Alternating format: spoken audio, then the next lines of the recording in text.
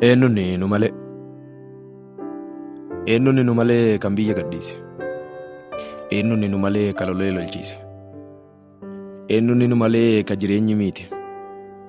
Eenyuun nu malee kan alagaaniiti. Eenyuun nu malee kan baharri nyaatu. Eenyuun nu malee kan dhagaacha baatu. Eenyuun nu malee kan harki haamamu. Eenyuun nu malee kan gabaa dhaabamu. Eenyuun nu malee kan dhugaaf maraate. Eenyuun nu malee kan rasaasni nyaate. Eenyuun nu malee kan dhugaaf kola'e. Eenyuun nu malee kan dhiigni lola'e.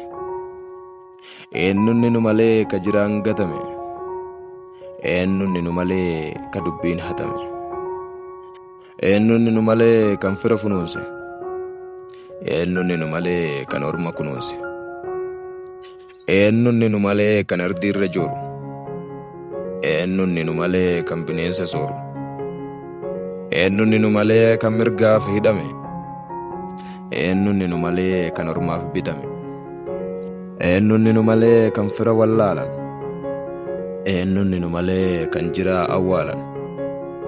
Eenyuun nu malee kan tokkummaa dhabe. Eenyuun nu malee kan faca'ee cabe. Eenyuun nu malee kan madaan baqaqe. Eenyuun nu malee kan gadaa kalaqe. Eenyuun nu malee kan godaansa lixu. Eenyuun nu malee kan waraanni fixu. Eenyuun nu malee kan safuu lagate. Eenyuun nu malee kan uumaa kadhate. Eenyuun nu malee kan farda yaabbatu. Eenyuun nu malee kan dhugaaf dhaabbatu. Seenaan keenya silaa kunoo galaanuma. Lammiin koo dhugaadhaaf wareegamee dhuma. Dhugaa deeggaruun koo erga badii ta'e. Soba deeggaruu ree amma irraa ba'e. Mooyoo dhugaaf tumsan furmaanni argama. Fala dhabee qaatan oliif gad marqama.